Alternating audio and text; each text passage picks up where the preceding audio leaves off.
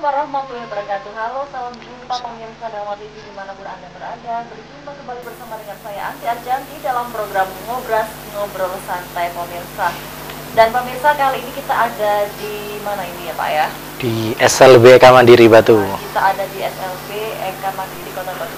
Dan kita kebetulan ada di galerinya ini ya?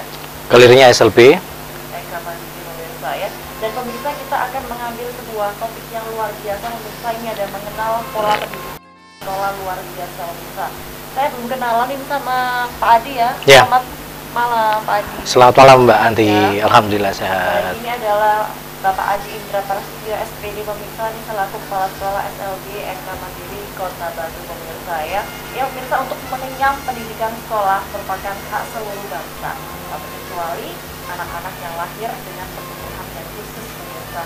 Nah, tentu sekolah untuk anak-anak yang berkebutuhan khusus memerlukan perhatian khusus dengan pola pendidikan yang berbeda pada umumnya pemirsa.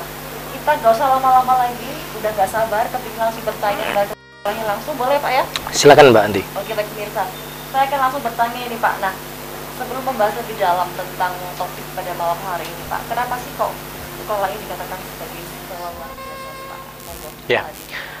Gini Mbak Anti, kenapa disebut dengan sekolah luar biasa? Karena yang ada di sini atau inputan atau muridnya atau siswanya itu adalah anak-anak yang sangat luar biasa.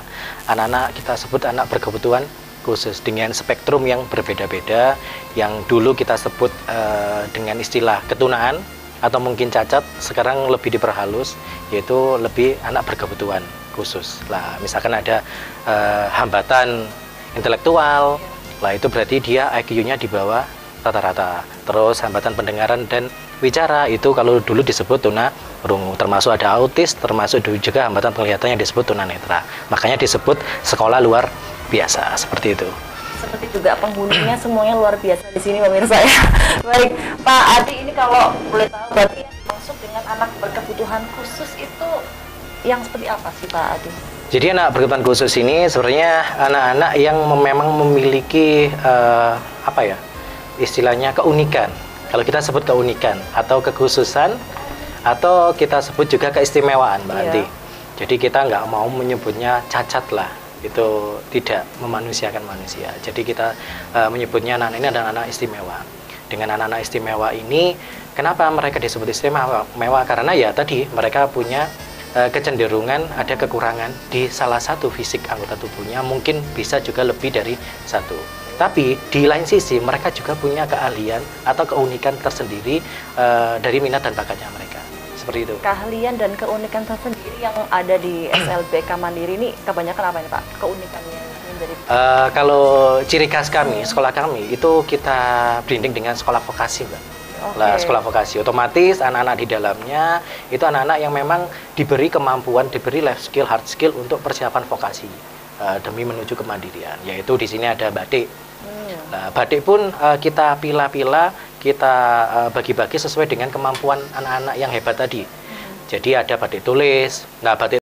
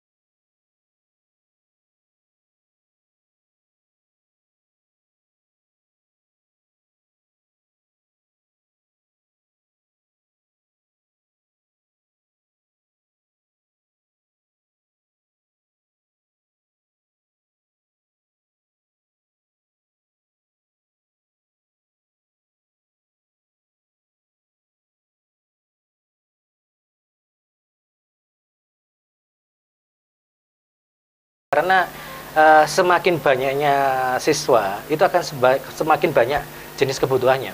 Jadi beda-beda. Tapi mayoritas di sini memang kita arahkan sesuai dengan minatnya, yaitu di bidang kriya. Salah satunya adalah batik itu tadi. Di bidang kriya ya? Di bidang kriya. Tapi untuk di bidang kriya itu pasti hampir semuanya pasti bisa ya Pak? Itu ya? Kalau diomongkan semuanya bisa, tidak. Karena ada beberapa anak yang memang bisanya di pertanian, di tata boga, maupun di lainnya. Oke, ini SLBK Mandiri beralamatkan di mana sih Pak ini Pak? SLBK Mandiri ini beralamatkan di Jalan Terusan Kasiman, nomor 2B.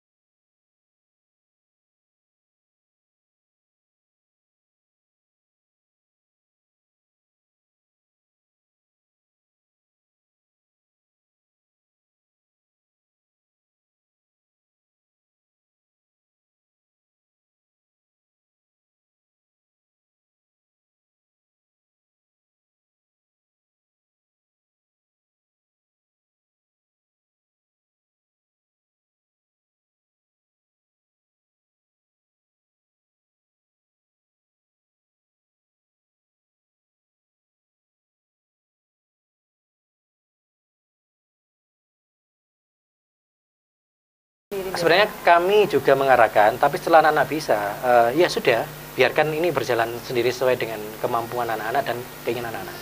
Termasuk batik juga seperti itu, mau di warna merah, biru, kuning, ya terserah, sesuai dengan imajinasi mereka. Sesuai dengan imajinasi mereka pemirsa tadi ya. Oke, berarti kalau selama ini untuk kendala pasti itu ada ya, tapi Betul. dari segi para pengajar pun mereka bisa mengatasinya begitu ya. ya. Nah, yang paling banyak sering kali mungkin mereka yang kesulitan tuh apa? Di bagian aplikasinya kah atau gimana gitu? Kalau rata-rata kesulitan anak-anak di SLB itu kan karena ada spektrum atau jenis keturunan atau kebutuhan yang berbeda-beda makanya. Jadi dari jenis kemampuan anak-anak atau jenis keturunan berbeda-beda, itu secara kemampuan juga berbeda-beda. Jadi sebenarnya tidak hanya vokasi aja, tetap ada pembelajaran biasa seperti sekolah reguler, Mbak. Oke, Jadi tetap ada. Jadi nggak pure full vokasi, tapi ada jenjang di sini mulai SD, SMP, SMA. Jadi sama seperti sekolah reguler pada umumnya, ada jenjang SD, jenjang SMP, dan jenjang SMA. Oke. Ini mau ada yang lewat, Pak Adi ditahan dulu ya. Oh ya, silakan. Tetap dalam program acara Ngobrol-Ngobrol Santai, usai jeda, jangan kemana-mana pemirsa.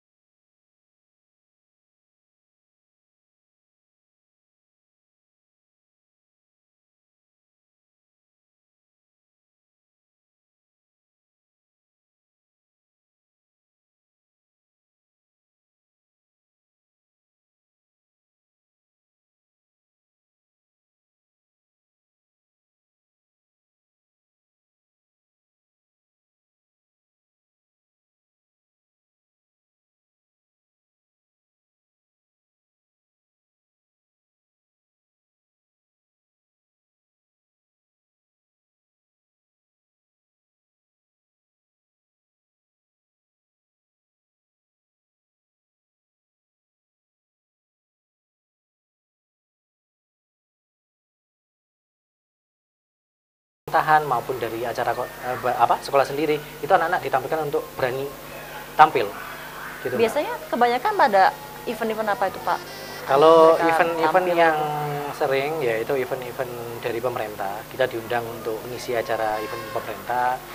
Besok ini juga ada, kita disuruh ngisi nari Mbak, ngisi tari tradisional untuk membuka acara tersebut. Kapan hari dengan OJK, kami juga diundang untuk menyanyi dan nari juga di acara inklusi keuangan. Ini tari tradisional ini nanti yang mempersembahkan dari siswa-siswa SD, SMP apa SMP? Campuran. Campur. Dari SMP, SMA, kadang SD, tergantung anak-anak ini mampu apa enggak. Yang uniknya untuk tari ini yang menarikan bukan anak yang bisa mendengar, tapi anak yang tidak bisa mendengar. Wah.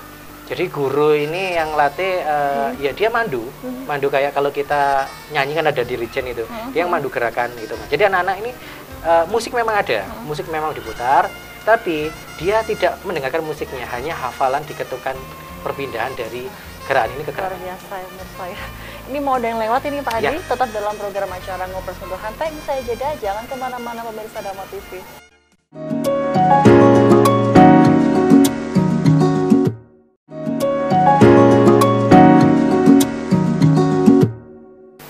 Baik, terima kasih Anda masih bersama kami pemirsa dalam program Mencari Kecintaan Anda di program Ngobras Ketua Santai. Saya masih bersama dengan Pak Adi Indra Parstia SPD selaku Kepala Sekolah SLB Eka Mandiri Kota Batu pemirsa ya. Nah, berarti ini sudah banyak sekali event yang menanti para putra-putri di SLB Eka Mandiri ini Pak Adi ya. Yeah. Di antaranya ada event menari yang nanti akan diselenggarakan ya, ini ya. Bukan diselenggarakan, tapi kami diundang untuk mengisi acara tersebut. Kami diundang untuk mengisi pemirsa ya, dari luar Dinas biasa. Pertanian, Dinas Pertanian Kota Batu. Berapa siswa nanti yang akan menari Yang Pak? menari tiga siswi itu tunarungu semua, tunarungu semua. Kemudian kalau event-event untuk tampil seni, kami lebih banyak itu bukan acara event tampil seni, Mbak. Kita event pameran UMKM. Oke. Yang sering kami pameran UMKM. Jadi produk kami ini sudah masuk anggota dari UMKM Kota Batu. Kami sudah binaan dari Diskoperinda Kota Batu. Kami binaan Dinas Pariwisata, Dinas Pertanian, kemudian PLUT, Pusat Layanan Usaha Terpadu. Kemudian untuk perbankan juga ada Bank Jatim, kemudian juga dari OJK. Kemudian dari Dinas Pendidikan Provinsi juga, dari bidang PKLK, setiap ada event kami juga selalu diikut sertakan. Oke, luar biasa ya pemirsa. Berarti udah mulai latihan ya ini untuk yang acara besok ya? Untuk nari udah latihan, mulai kemarin latihannya. Berapa lama untuk latihannya? Karena Latihan gerakannya ini sudah kemarin sudah pernah dimainkan. Oke. Nah, jadi sebelumnya udah pernah main gitu ya? Cukup 2 hari saja anak sudah hafal. Sudah hafal. Keren pemirsa. Kemudian selain tari, katanya tadi diundang ke ini ya Pak? OJK ya? Ya OJK. OJK itu yang tari? OJK itu tari, nyanyi, sama fashion. Tari, nyanyi, sama dan fashion. Kalau yang untuk nyanyi ini dari siswa-siswa kelas berapa ini? Kalau nyanyi kemarin itu anak autis kelas 8, anak SMP. Udah 8. Tampil tanggal berapa ini Pak? Kenapa? Tampil tanggal berapa ini nanti? Kalau tampilnya sudah selesai. Makan udah selesai. Kalau yang nyanyi ini biasanya butuh waktu berapa lama sih untuk mereka bisa sampai tampil percaya diri, hafal dengan lagunya? Berapa lama? Kemarin itu sampai 1 minggu 2 mingguan itu 3 lagu, Mbak. 3 lagu. Dan tapi uniknya, makanya kalau kita bilang anak-anaknya anak-anak istimewa, dia anak autis, tapi dengan waktu yang cepat dia bisa menghafalkan beberapa lagu. Bahkan itu lirik sama kayak cengkokan lagunya itu hafal. Padahal anti belum tentu apal ya. Apalagi juga saya. Sorry. Oke, berarti bisa sampai 3 lagu mereka hafal ya? 3 lagu dalam 1 minggu 2 minggu dia hafal. Kemudian untuk yang fashion ini dari kelas berapa nih Pak Adi? Kalau fashion kebetulan kami kemarin itu support di bajunya. Nah, kami support di bajunya waktu acara Duta Literasi OJK, Literasi Keuangan OJK, 25 finalis Duta Literasiku itu memakai produknya anak-anak semua. Nah, kemudian yang terakhir kemarin kami ada ikut kolaborasi dengan desainer dari Malang, desainer mungkin pernah dengar namanya John Catalea. Nah, kami kolaborasi dengan John Catalea tampil di Malang Fashion Week. Itu event fashion nasional, produknya anak-anak dikolaborasikan dengan salah satu desainer yaitu John Catalea. Wah, ini berarti udah nggak bisa diragukan, bisa banyak sekali prestasi yang telah LB Eka Mandiri di Kota Batu Indah saya. Nah, kalau untuk yang kolaborasi dengan beberapa pihak begitu, biasanya itu apakah ada hitam di atas putih begitu? Pasti ada ya? Kalau itu pasti Mbak, kalau itu pasti ada hitam di atas putih. Salah satunya hitam di atas putih itu tujuannya karena kami lembaga kan, kami sekolah, jika akreditasi dibutuhkan semacam akreditasi seperti itu, bahwa ini loh mitra sekolah, oh ini loh relasi sekolah dibuktikan dengan hitam di atas putih atau surat perjanjian kerjasama itu tadi. Apakah setelah ini akan semakin memperbanyak kerjasama dengan Pasti. pihak lain? Kami sangat ingin memperbanyak kerjasama. Bahkan yang terakhir kami kemarin itu support dengan grand final putra putri batik Nusantara dan alhamdulillah mewakili Jawa Timur dapat juara 3 se-Indonesia. Itu batik yang dipakai, itu batiknya produk anak-anak SLB Eka Mandiri. Sebanyak 25 finalis yang kemarin tuh ya Pak? Yang kemarin duta literasi itu 25 finalis. Nah, kemudian yang kemarin putra putri batik Nusantara di Jakarta itu 1 finalis mewakili Jawa Timur. Itu yang dibawa profilnya tentang batik SLB Eka Mandiri. Alhamdulillah dapat juara 3 se-Indonesia. Itu temanya apa batik yang dipakai di ini Pak?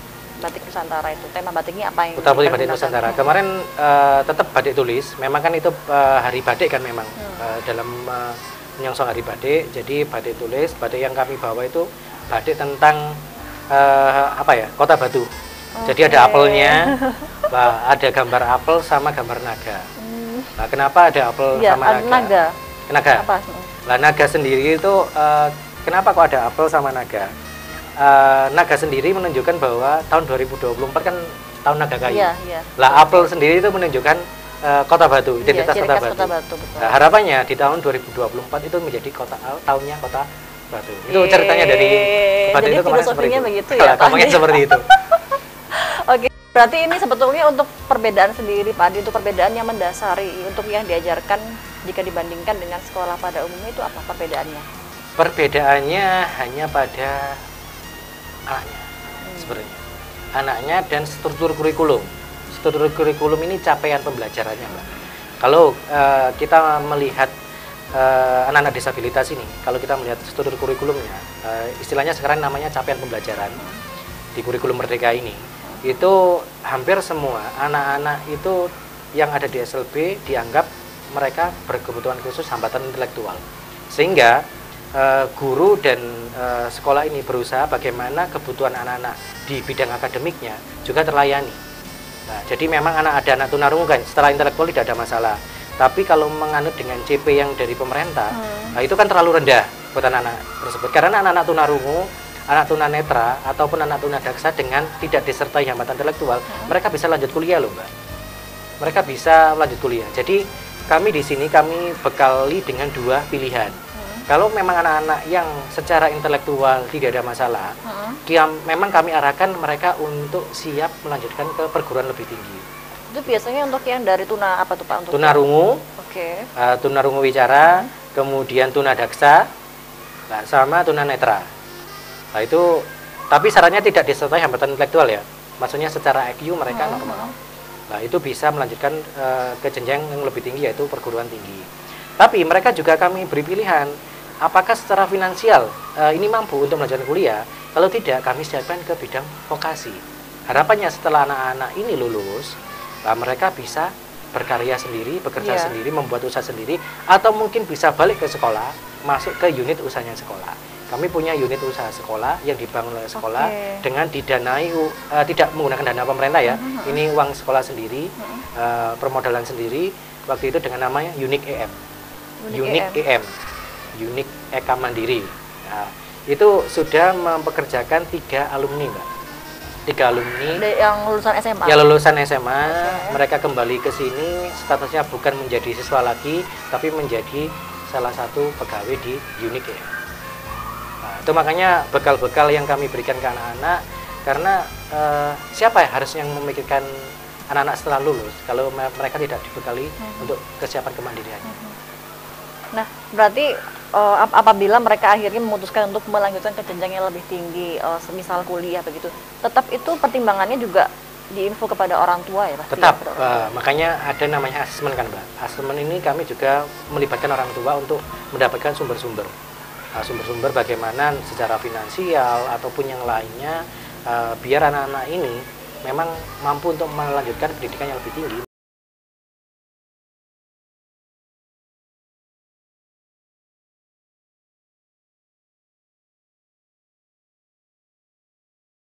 LBK Mandiri yang mereka melanjutkan ke jenjang kuliah berapa? Jadi gini, dalam 1 tahun ajaran, yang lulus kelas 12 ya, itu paling cuma 4 atau 5. Karena nanti saya sampaikan, rasionya kan 1:4. Nah jadi, dari 4 anak tersebut, kadang yang kuliah cuma 1. Karena, kembali lagi, masalahnya bukan hanya intelektualnya, masalahnya juga di finansialnya. Oke, berarti bisa setahun bisa 4 atau 5 ya? Yang lulus. Tapi yang ada yang kuliah kadang 1, kadang tidak ada sama sekali, dan mereka lanjut bekerja. Nah, ketika mereka akhirnya memutuskan menuju ke unit EM begitu ya, Yeah. mungkin bekerja di SLBK Mandiri ini, mungkin ada persyaratan khusus Pak biasanya untuk mereka yang ingin kerja di unit EM? Persyaratan khusus, jadi pasti ada Mbak.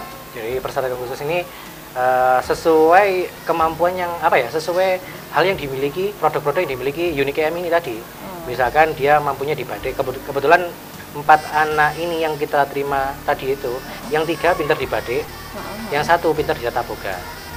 Nah yang 1 ini kuliah juga, lulusan D3 tata boga. Kemudian setelah lulus dia bekerja di sini untuk membantu mengajari membuat produk-produk olahan makanan. Nah, ini yang tata boga, yang ini yang apa ini, tunarungu? Tunarungu. Oke. 4-4-nya ini tunarungu semua Mbak. 4-4-nya tunarungu. Kalau yang lain kayak lulusan tahun kemarin, mereka lulus langsung bekerja. Kan kami ada program magang. Jadi di kelas 12 ada program magang untuk anak-anak kelas 12. Di semester 1 itu magang 1 bulan, di semester 2 magang 3 bulan. Nah, beberapa anak yang magang, alhamdulillah langsung diterima kerja di tempat magang. Yang menerima di tempat magang salah satunya adalah Dias Konsep. Jadi di sana itu desain dan sablon.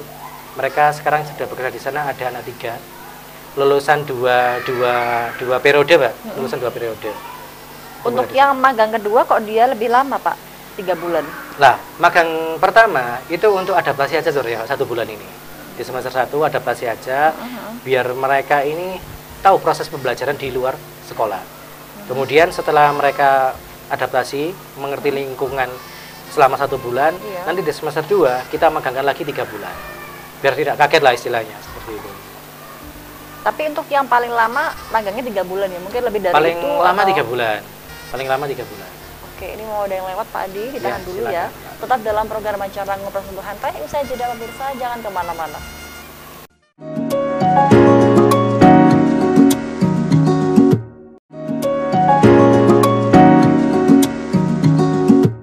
Ya, terima kasih Anda masih bersama kami pemirsa. Saya mau lanjut ngobrol lagi sama Pak Adi pemirsa ya. Nah, kalau untuk yang huruf braille ini untuk yang tuna apa ini Pak? Tuna Huruf braille.